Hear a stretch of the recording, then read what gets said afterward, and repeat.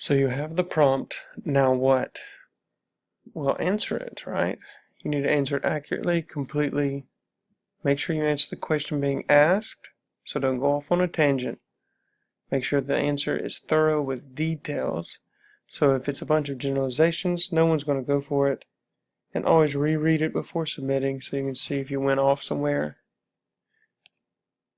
So now you got some free samples. So on the test you will see a question like this where you have to choose the underlined portion that has a problem. Okay. So the club members agreed that each would contribute 10 days of volunteer work annually each year at the local hospital, or no error. Since annually and each year mean the same thing, that's redundant. So that's going to be the answer. The next one, for a writer, the rarest privilege is not merely to describe her country and time, but to help shape it. No error. Well, if you notice, it says to describe her country and time. Those are two things, so you can't use it. You actually have to use them. For the school magazine, the school magazine will print those who win prizes for poetry, short stories, and drama. Nonfiction, however, will not be accepted for publication. No error. A lot of people would like to go after that semicolon, just because they don't use them that much and it kind of freaks you out. But that's not the problem. The problem is the first one, because it says the school magazine will print those who win prizes. Well, it can't print people, not yet anyway, so that's the error.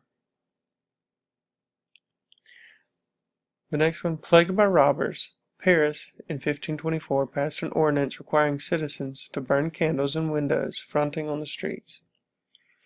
Well, was Paris plagued by robbers? Yes, that works.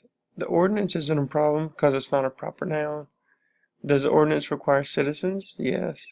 They burn candles in windows? Yeah. So that's going to be no error.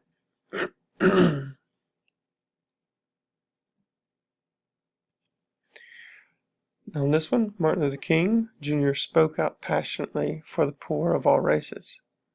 Well, first thing you need to see is passionately, that's an adverb and it's describing how he spoke out. Okay, so that automatically means the second and the last answer are wrong. Okay? Now, the third one, it says did spoke out. Well, when you use did, you have to use just the regular form of it, so it'd be did speak. So that doesn't work. Has spoke doesn't work because you need the perfect like past perfect, present perfect form of it. So it'd be has spoken. So your answer is going to be the first one. As a consumer, one can accept the goods offered to us or we can reject them, but we cannot determine their quality or change the system's priorities. This problem in this sentence actually isn't as bad as you think. If you notice, it says as a consumer, that's one. Then it says one. Well, one is one. But look at the rest of the sentence. You got us, we. So what you need to find an answer that has a plural. So the only two choices you get are the second one or the last one. The last one says as consumers, plural, we, plural. But if you look at the second one, it says we the consumer. Okay, so you're going to have to go with the last one on that one. Okay, the agent passing through the crowd without being noticed by hardly anyone.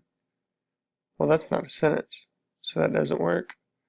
So the first one's wrong. Second one, the agent passed through the crowd without hardly being noticed by hardly anyone. Those two hardlys, that's not good.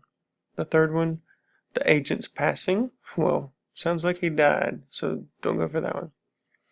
No one hardly noticed how the agent passed through the crowd.